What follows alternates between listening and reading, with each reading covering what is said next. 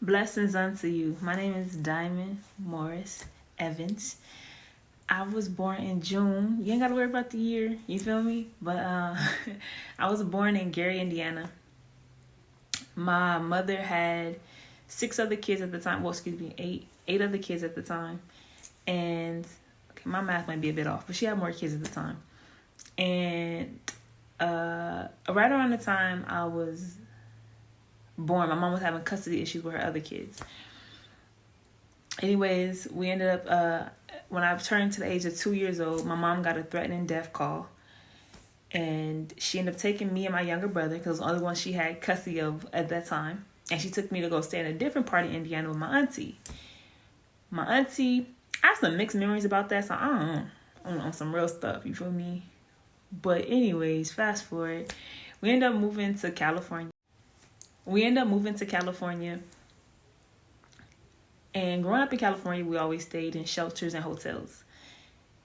I was raised in the hotels in downtown. Real popular hotel for families back in the day. It was called the Roslyn. That was the main one we stayed at. I had a lot of issues growing up. I had a lot of bullies. I had one bad bully. Her name was T. And T was rocking with these other girls. We'll call them the triple T's because they was acting like her. And they were really bad to me. They were really bad bullies because I had a real big open spirit, real positive, and I had just so many issues at that age of people really wanting to hurt me because of my positivity.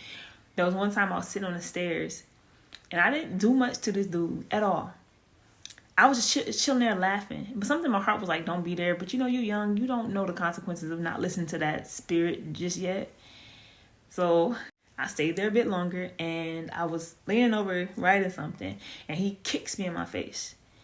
And it hurt so bad, but out of fear of embarrassment, I just laughed it off. Anyways, fast forward a bit, still getting really badly bullied by these girls. And my mom would tell me to stay away from the kids, but I didn't really know how to stand up for myself at that age because I didn't have no one to teach me. And my father wasn't there. He wasn't in the picture. He wasn't doing nothing for my siblings back home at all. And he wasn't in my life. And my mom warned me about T.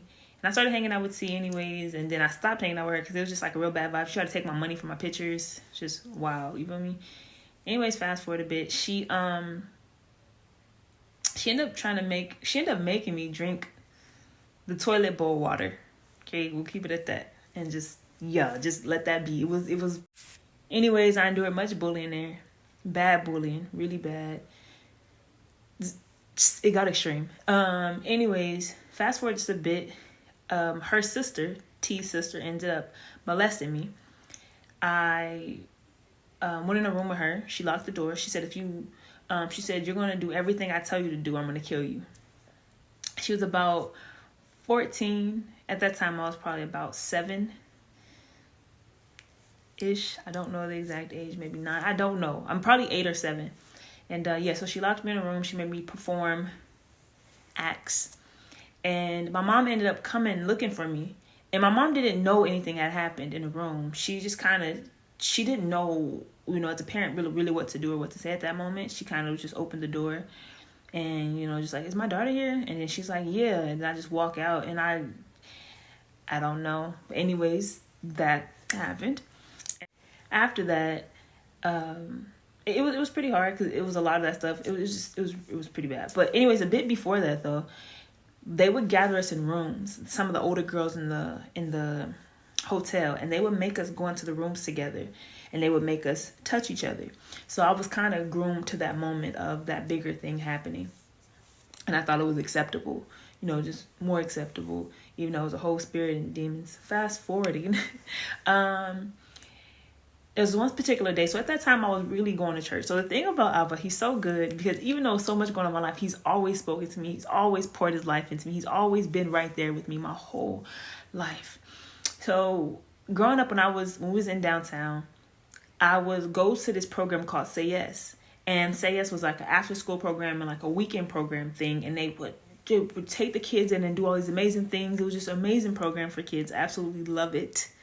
So that thing gave me much hope. And it was also a church right across the street from me that I would go to often. Absolutely amazing. And there was this bus that would come pick us up and take us to this Bible study for kids. Absolutely amazing. So it was one night. It was just a whole battle in the spirit I could feel. But I was young. I was a kid. I didn't make it out. Anyways, fast forward. I was sitting on the steps playing with some dolls. And the police came up the stairs. And I'm like, who are y'all looking for? He mentioned the name. That was my brother's name. So I'm like, hold on, that's my brother. So I go with him. They line us all up against the wall. I'm like, hey, I didn't do nothing. He said, I don't care, get against the wall. I'm like, okay. So we get against the wall. They check all of our homes. They apparently found drugs in my home. My mom said it was from her boyfriend. I don't know what type of drugs. They just said it was drugs. We ended up going to the police station. They ended up taking custody away from my mom. And we ended up going to foster care. After foster care at that home, we was there for about 9 months, but she couldn't keep us because she had a deadly illness. Like, she was sick. She had cancer, I think, but she was about to die. So she couldn't stay there that long, but it was such a beautiful time there because I had my own room. She was real cool. She was really nice to me, because I was a good kid. And it was beautiful. I really liked being there. And I really embraced it. I was like, yeah, okay, it's my new home. It's cool. I was always a kid. So like, all right, let's take it on. Let's go. And so I did that. We stayed there for a minute. And I ended up getting like locks in my hair because she couldn't do my hair. And she brought someone over to do my hair. And for some reason, they didn't do it. I don't know what happened with that. But my hair never got done. It was just all matted up. So for about months, my hair was matted. And my mom came over one day to take my locks out. But she came over the day when the pool was out for my neighbors. So I went over to play in the pool instead. Like, Mom, no, can we wait for that? Can you do it later? Later never came, unfortunately. And the kids I was in the pool with gave me lice. Holy Spirit. I get to the new foster home. The foster home, she's in Compton. She starts to, her daughter-in-law comes over to do my hair. And she's combing out my hair and she sees the lice and she screams, gets all scared. Anyways, so instead of her combing out my locks, we end up having to cut out my locks and cut out my hair. So my hair went from here to here. And, it was about here. My hair went to here. My hair went to here to here. And she had to comb out my locks. I don't know how my hair was, anyways, because remember pictures and stuff. Anyways, fast forward. So she ended up having to cut out my hair, and I'm getting like perms and all that instead of what they wanted to do originally. So then I'm cutting out my hair and had to do this huge treatment to get the stuff out of the lice out of my hair. Again, this woman was really into God. Like, we all had to go to church. It was, not saying she wasn't perfect. She was a great foster mom though, but she wasn't perfect. But at the foster home, I got really involved in the church. We had to do praise dance, and that was the first time I was ever part of something that was like dance, and I fell in love with dance and praise dance 100% at that moment. We was in praise dance, and life got pretty cool there. I learned how to be creative and all this stuff, but my brother was pretty neglected by me. I kind of went to survival mode. I didn't know how to survive in there, and I neglected my brother. So he was in one room one night, and he burned down the bedroom. Well, he burnt like up the bed and like the bedroom got on fire. So he ended up getting separated from me. So it was us separated. We ended up going like back and forth between our moms and it was just a lot of back and forth. He ended up staying in for like an extra 9 years. A lot happened along that. But the whole time Abba was guiding me. The whole time I was learning so much. Like, I was constantly hearing him. I was constantly getting him through every trial, through every heartache, through things I didn't understand, through frustration, through a lot. Okay, so it was actually one moment where my brother had this dog walk with him when he ran away from his group home because he wanted to see me. And he ran away with the dog, him and the dog, and he came over and we spent a few hours and I bawled my eyes out. And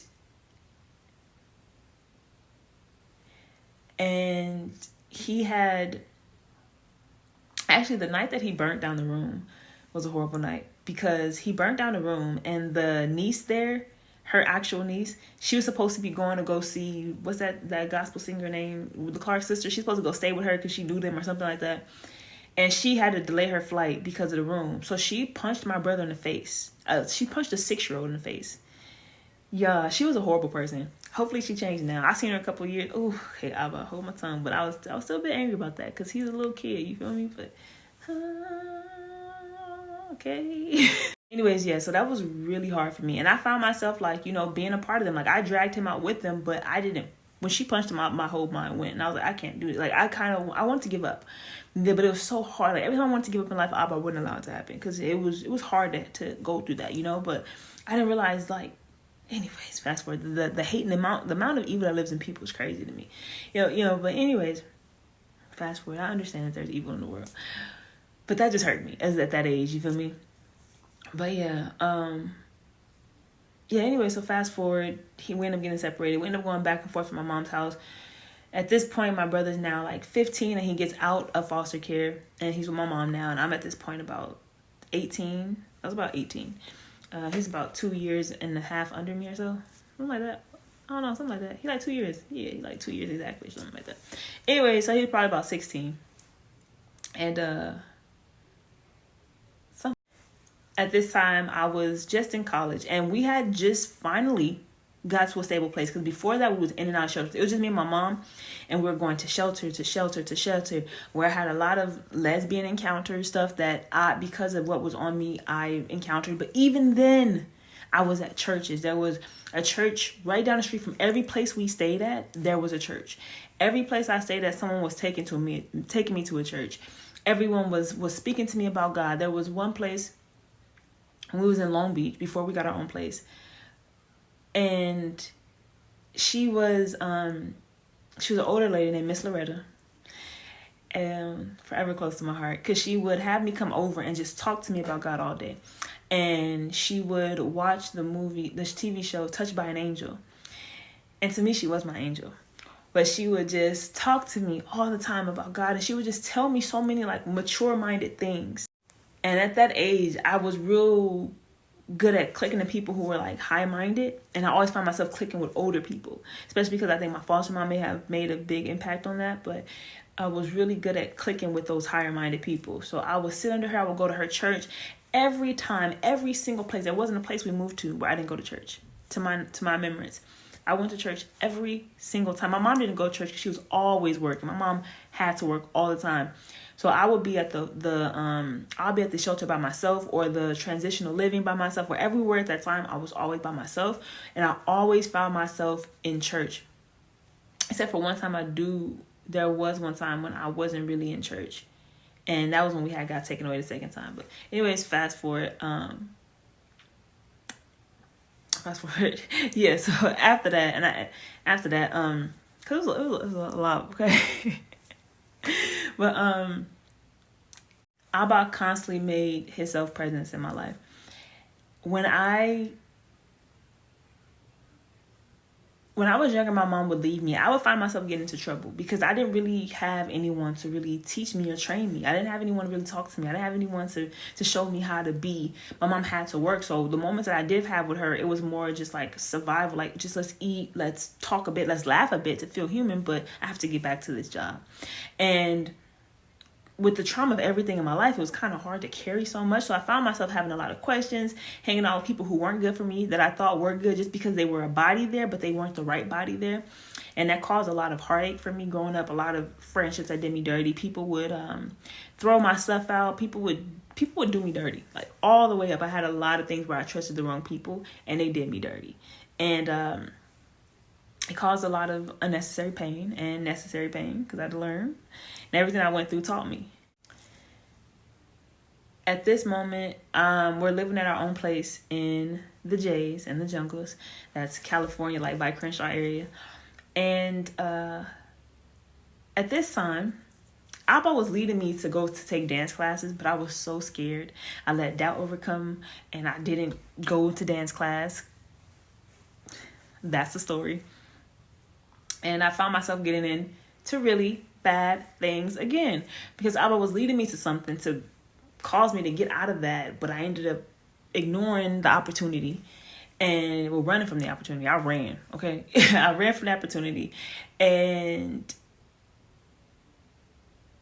I was so good to have brought the opportunity around to me in many ways, but at that time I ran, and I found myself having sex before marriage, drinking, smoking, hanging out with the wrong people 100%. My husband came in and now I'm like remembering where I was. Okay. So at this time we're in the J's, and I'm running away from a lot of bad stuff, and some really bad things almost happened to me, but Abba really caught me. At this part, I'm in college. My brother just came back, and there was a group of kids that Abba was pulling me away from, but I kept running to, because again, I was running away from my purpose. I was scared. It was so much happening to me at one time. I didn't have anyone to talk to about it, and I started going to a church, but that church was not good for me, but Abba still covered me while I was there. They manipulated me a lot, and they took away a lot from me that Abba showed me later on, how they didn't have my best interest for me at heart, but he still allowed me to learn a lot from there. He still allowed me to be blessed there, and I did grow because of Abba, because they was doing me dirty in so many ways. But anyways, I still learned a lot, and there was love there, but I wasn't supposed to be there. Anyways, that's because I had the friendships I wasn't supposed to be having. Either way, I always had Abba, like through it all. So we had our place in, we had our place in the J's, but we ended up like moving out or leaving because my mom has the rent that was due and all this stuff. So then we ended up leaving there, and we ended up becoming homeless again. At that point, I was like, I don't want to keep going through this. I was like, Abba, I'm done, because I'm tired of going through this. And I was like, hold on, I don't want to give up. I just feel like I'm done. And I was at the point of just making so many bad decisions. There was a point where we were doing drugs. We would do like just weed. And it was a point where I was at the person's house, and we had went to a different person's house. At this person's house, they was doing a heavy drug. And I was like, oh, and I felt the enemy begin to war around me, like thoughts of doing it, thoughts of all it, and I was like, oh, hold on. If I stay around these people, I may become so weak to where I really do fall into that. And I was like, I don't want no part of that. And I began to pray and just talk to Abba, like, hey, I need your help. I need you to talk to me. And I recall we were staying in the hotel at that time, and I just like bawled out, and I was like, Abba, I need you to help me. I need you to change. I need you to make me new. I need you to make me better. And I just began to pray and talk and pray and talk and pray and talk. And I said, if you're real, show yourself to me. If you're real, prove yourself to me. And I had such a peace after that night of just crying out to him, because I was about to make some really bad decisions in my life. Like the girls I was talking to had prostitution on their mind. They was like setting up with like rich people, and they would like go on dates, and it's like, well, you don't have to have sex if you don't want to, but they're going to pay this much money and da da da. And I was like, okay, like I stayed quiet. Like I was thinking like they wasn't talking to me. And my mind, I'm just thinking that they talked to me about them, because I'm like, hey, this is addressed to you. I was like, she talking to herself. Yeah. Oh, anyways, it was just a lot of bad things was about to happen if I would have stayed in that situation. And I had stopped talking to these girls eventually. So it was one night when we had finally got a place, and Abba was so good because we got to this place, and actually the church we was at helped us. So Abba uses everything for a reason. That church ended up helping us find a place, and it was such a beautiful thing. You know, it's good to be able to stay in our own place, and that was like our first time really ever having our own place without any assistance, because the other place we were staying in the J's, we still had, I think, some sort of assistance from rent or something. But here at the newer place, my mom didn't have any assistance. And these, so I remember Abba telling me, like, I need you to let those people that you call friends go. And I was like, okay. So I went to the bathroom one night and I cried. I bawled. I was like, well, if you want them to go, then take them from me, because I just don't have the strength to stop hanging out with them. And just crying. And that semester after, we went back to school, and I remember just bawling. Well, hold on. I remember bawling, and he was like, okay, I'll take them from you. And I said, okay. And that semester, I went back. I think that's probably summer when I was crying. And then I went back that next semester. Nobody was there. You feel me? Well, there was one person who was there, but she was cool. Like, you know, I didn't have any issues with her like that. So we was cool. And we didn't hang out all the time, but every now and then we would talk.